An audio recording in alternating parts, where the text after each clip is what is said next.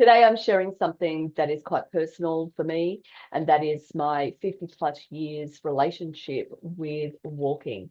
And before you start to think that this is just another walk for your health type of chat, I need you to bear with me because it is about the lessons that I've learned about walking around 8 kilometres each and every day. And some of these lessons might very much surprise you. Now, why does this matter? A lot of us are told that walking is the answer to everything. We want to walk for our heart. We want to walk for our bones. We want to walk for weight loss. And whilst walking is brilliant and I totally enjoy it, there's something that I need to tell you about what it can do and what it can't do. Now, I started walking at 11 when my nana passed away. And it wasn't at all about fitness. It was just all about coping with life.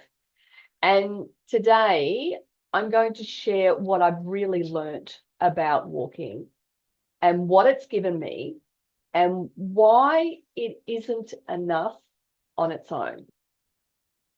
So let's dig in, shall we? So why I started walking, as I mentioned, it wasn't about exercise.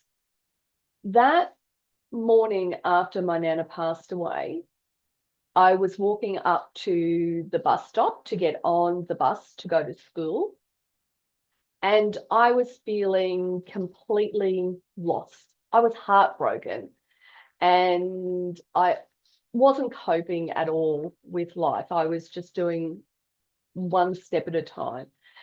And when that school bus pulled in to pick us up, that noise of all those kids on that bus was just too much. And so what I did do was listen to my inner voice.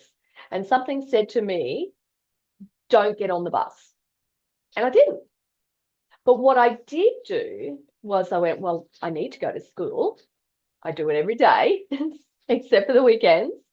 And so I started walking, and it was a 1.2 kilometre walk at that time. And it helped me feel okay. I got lost in the sun coming through the leaves in the trees. And because they were great big trees, there were lots of dead leaves on the ground. And I could hear that crunching under my feet. And I could hear the sounds of nature around me. And I felt this really comforting wave come over me. And it wasn't something that I could explain to anybody. And what led me to this walking was, I don't know, it was just a pull. It was just something telling me that I didn't need the noise that day. And as I was walking, I was thinking about my grandmother and how her world just got smaller and smaller. And I witnessed this as a young person. Those chronic illnesses that she had, they just stole her independence just a little bit by little bit until she couldn't do the simple things anymore. And so maybe somewhere inside of me, I knew that if I stopped moving, I might also get trapped into what has plagued the women in my family for many generations. And so here's what I think was happening was that walking became my way of processing life. It was not about exercising my body.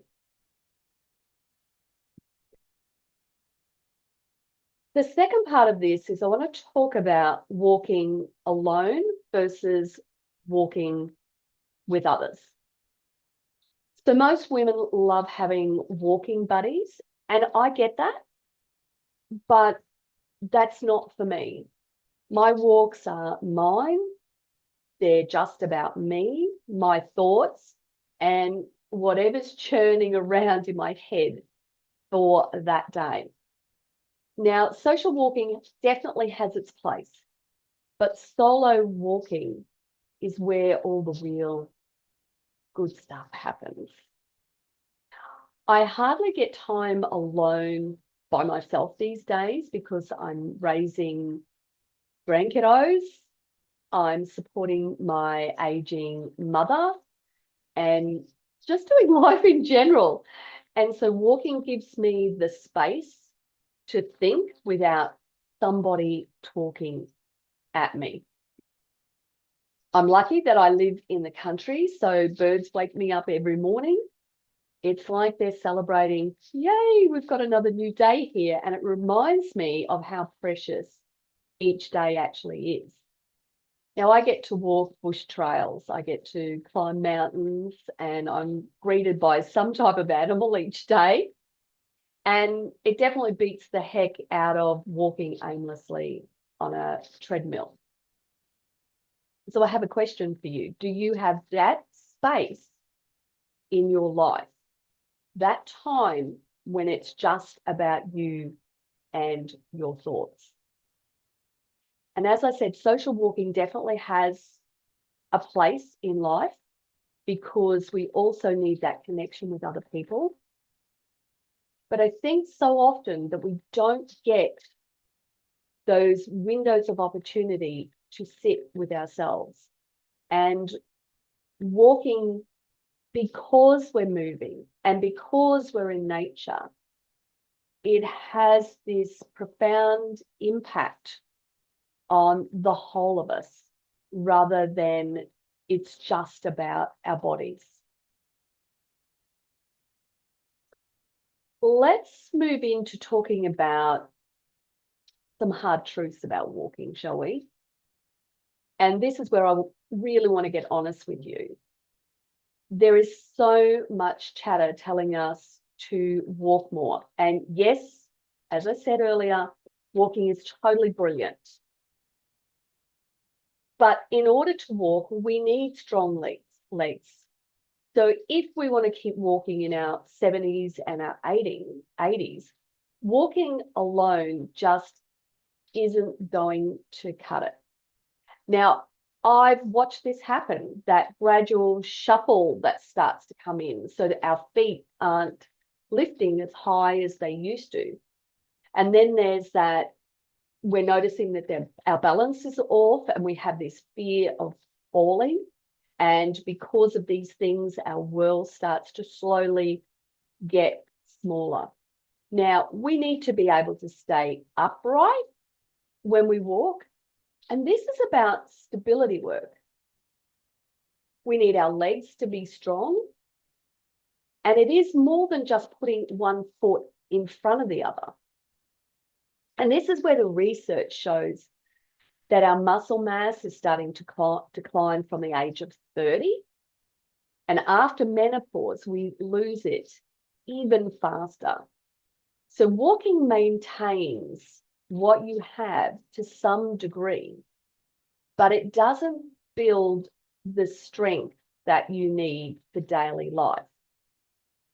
You need to work your whole body together. You need a strong core, you need mobile joints, you need powerful muscles. Otherwise, your functionality starts declining and you become one of those women who can't walk like they used to. So what do we need to actually keep us moving and to keep us walking? Now, the research isn't complicated and it's certainly not trendy.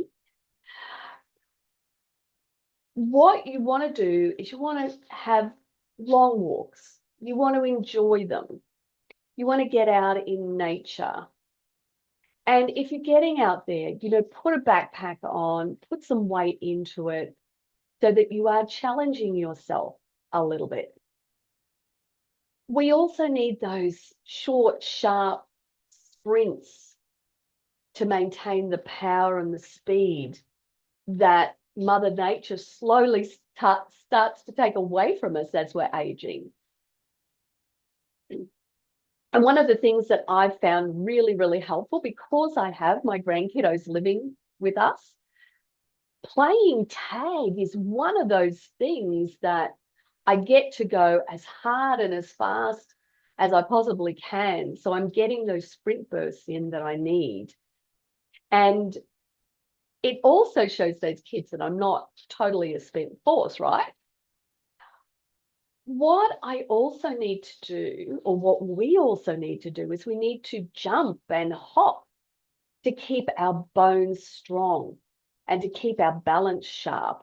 And one of the things about hopping I love is because it is on one leg, we're working balance, but we're working our, we're creating that impact that we can get to keep our bones strong at the same time. And if you start to think about this, you're going, oh my goodness, I need to sprint, I need to jump or hop, I need to go out and do long walks. I actually don't have time for that. But if you think about it, you can combine these things. I'm not saying that they need to, particularly with the sprinting and the jumping and the hopping, it's not about doing it for, an hour. Just those little tiny bursts are the things that are going to keep you doing what you love and enjoy. And of course, then the other thing that's really important is maintaining our grip strength. Now, maybe you've noticed when you go to get a saucepan off the hot plates that you used to be able to pick it up in one hand and now you're using two, that you're noticing that you don't have that strength that you used to. Now, one of the things that you can do is you might have a swing in your backyard.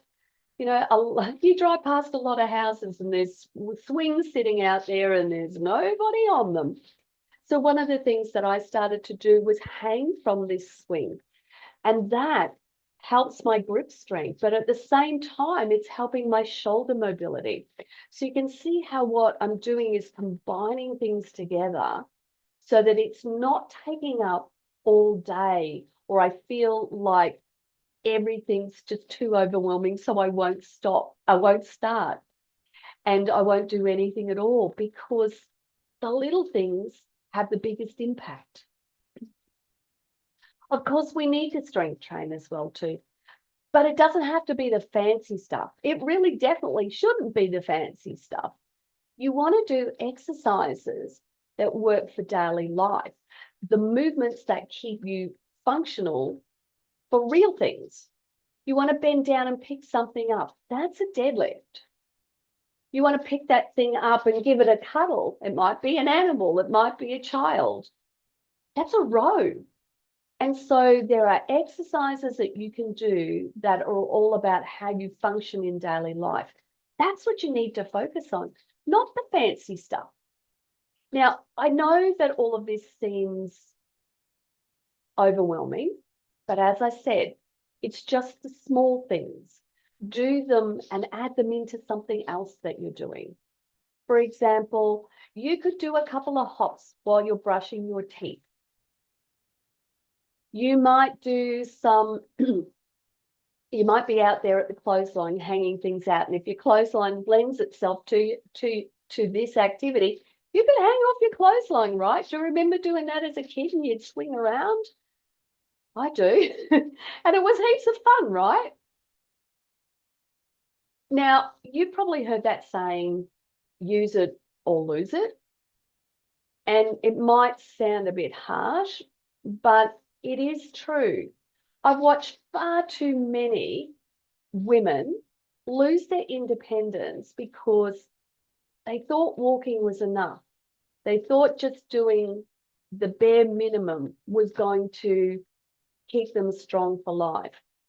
And I'm seeing that with my mum now, who's been in the hospital, who had lost a lot of her mobility.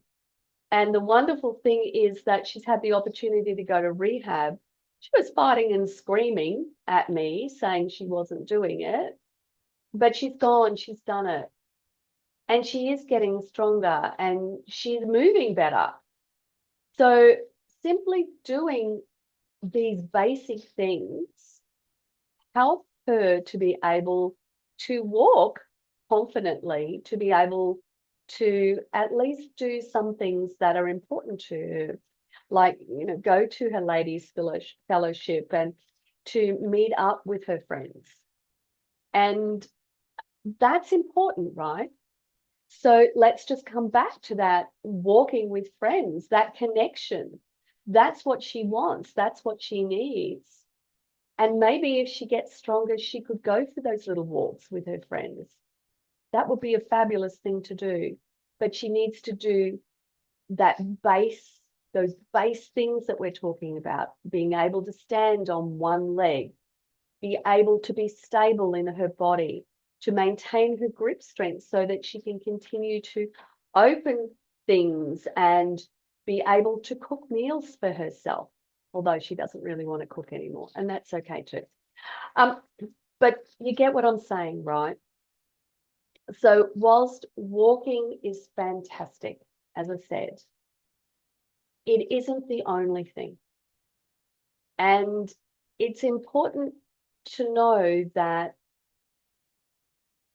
we do need to put in that little bit of extra effort if we want to keep being that walker later in life. And you only have to look at those blue zones. Those people who are living, into their hundreds, they're not just walking, they're out tending their gardens, they're out doing things, they're connecting with people. So they're incidentally doing some form of strength training. But we may not have the luxury of doing gardening. For example, we might live in a unit or something like that. So which means we then need to go and do that work that's going to keep us functioning. So hopefully you've got some food for thought there. Now, I like to finish up with these move moments. And what I'm going to challenge you with this week is that next time you're with your grandkiddos or the kids in your life, doesn't matter who they are, what I want you to do is to join them in one physical activity that is going to challenge you. So instead of you sitting on the sidelines, I want you to get in there. I want you to get amongst it. I want you to maybe get down on the ground with them or build something or swing in a tree or climb a tree or get on the swings or play on the monkey bars or have a race, whatever it happens to be. And here's the magic. If they tell you they can't do something, this is your opportunity, because you've got years of experience behind you, to show them how to problem solve their way through it. And what is going to happen there is they're going to find out how capable they are, but you're also going to be able to share your wisdom with them. And what that means is you're both going to feel amazing afterwards. So just in closing, here's what I want you to really take away from this. Walk because it feeds your soul, because it processes the thoughts that you have, because it connects you to nature. But don't let anyone tell you that it's enough for your body. Your weekly challenge is to do one type of movement that isn't walking that challenges you. That could be hanging from a bar for 10 seconds. It could be doing squats while the kettle boils. It could be hopping whilst you're cleaning your teeth. Just don't get toothpaste all over the bathroom. It could be having a quick, 10-meter sprint with your dog, for example. Anything that is going to challenge your body in a different way. And here's what I want you to remember. Life is life and age is age. And we want to keep it real so that we can keep doing what it is that we want to do. Because when we're honest with ourselves about the fact that here I am in life, whatever stage it happens to be, and here is my age. And then what we can do is work with what we have to improve. I'll see you all soon. Bye for now.